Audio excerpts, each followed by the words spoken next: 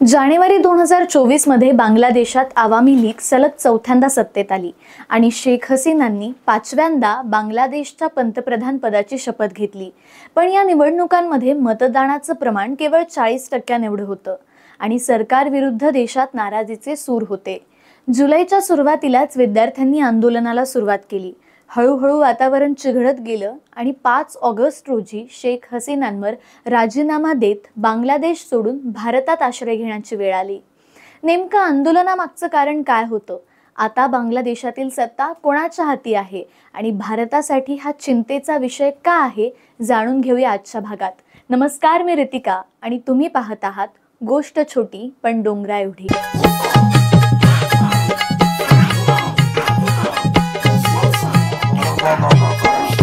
गोष्ट छोटी डोंगरा एवढी। शेख मुजीबुर रहमान बांगलादेशच्या स्वातंत्र्य लढ्यातील अग्रणीचे सेनानी आणि बांगलादेशाचे पहिले पंतप्रधान। त्यांचीच मुलगी म्हणजे शेख हसीना। एकूण 20 वर्ष पंतप्रधानपदी राहणाऱ्या त्या बांगलादेशच्या पहिल्या पंतप्रधान असून जगातील एकमेव महिला आहेत। मग एवढं कणखर नेतृत्व असतानाही बांगलादेशातील विद्यार्थ्यांवर आंदोलनाची वेळ का आली? सरकार विरुद्ध आंदोलक एवढे आक्रमक का झाले? या आंदोलनाचं मूळ कारण होतं देशातील आरक्षणाचा मुद्दा। आरक्षणाविरुद्ध हे काही देशातलं पहिलं आंदोलन नव्हतं। अनेकदा यात फेरबदल केले गेले। 2018 मध्ये आंदोलनानंतर शेख हसीनांनी आरक्षण संपूर्णपणे रद्द केलं। त्यानंतर कोर्टात स्वातंत्र्य सैनिकांच्या कुटुंबांनी या निर्णयाविरुद्ध धाव घेतली। 2024 पर्यंत यावर सुनावण्या चालू होत्या। अखेर ढाका हायकोर्टाने 4 जून 2024 रोजी पूर्वीचा आरक्षण कोटा लागू करण्याचे आदेश दिले आणि 1 जुलै रोजी विद्यार्थ्यांनी आंदोलनाला सुरुवात केली। आंदोलनाला हिंसक वळण मिळालं आणि अनेक विद्यार्थी मृत्युमुखी पडले।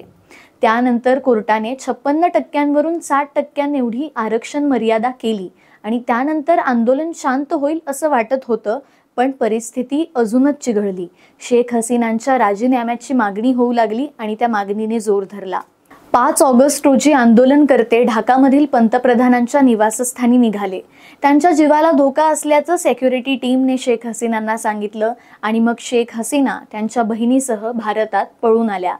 आक्रमक आंदोलनकर्ते पंतप्रधानांच्या निवासस्थानात घुसले आणि 2022 मधील श्रीलंकाच्या परिस्थितीची पुनरावृत्ती इथे आपल्याला पाहायला मिळाली। लष्करी प्रमुखांनी अंतरिम सरकार स्थापन करू असं सांगितलं आणि गुरुवारी नोबेल पारितोषिक विजेते मोहम्मद युनूस यांच्या नेतृत्वात सरकार स्थापन सुद्धा झालं। दबावामुळे सुप्रीम कोर्टाचे सरन्यायाधीश यांना शनिवारी राजीनामा द्यावा लागला। या नव्या सरकारचं चीन आणि अमेरिकेकडून स्वागत केलं जातंय। बांगलादेशातील या राजकीय उलथापालथीचा फायदा चीन आणि पाकिस्तानकडून केला जाईल एक संधी म्हणून, यात शंका नाही। पण भारतासाठी बांगलादेशातील ही परिस्थिती कुठल्याच दृष्टीने पोषक नसणार आहे। त्याचं पहिलं कारण म्हणजे श्रीलंका, पाकिस्तान, अफगाणिस्तान, म्यानमार आणि आता बांगलादेश अशा शेजारच्या सगळ्याच देशांमध्ये असलेली ही राजकीय अस्थिरता भारतासाठी चिंता वाढवणारी आहे। आणि दुसरं कारण म्हणजे शेख हसीना यांचे भारताशी संबंध चांगले होते। प्रो इंडिया म्हणून त्यांना ओळखलं जायचं।